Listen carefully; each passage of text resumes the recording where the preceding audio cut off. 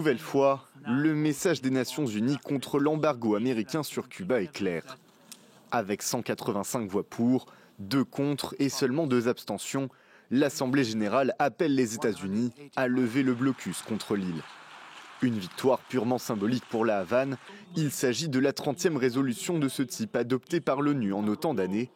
Pas de quoi entamer l'enthousiasme de ces quelques dizaines de jeunes Cubains qui ont suivi le scrutin en direct. Je suis très enthousiaste, vraiment touchée de voir le soutien de tous les pays.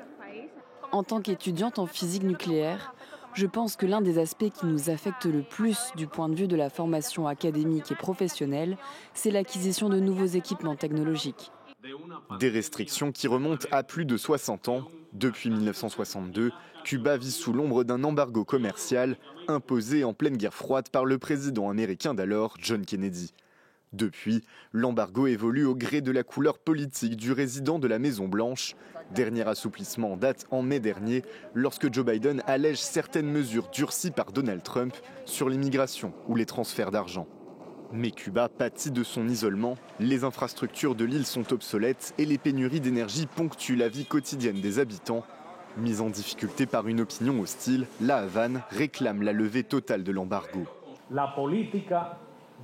La politique du gouvernement du président Biden à l'égard de Cuba est regrettable, et c'est la même que celle des républicains. Des appels jusqu'ici restés lettre morte auprès de Washington. Le président démocrate souhaite maintenir la fermeté vis-à-vis du régime communiste sans asphyxier encore un peu plus la population cubaine.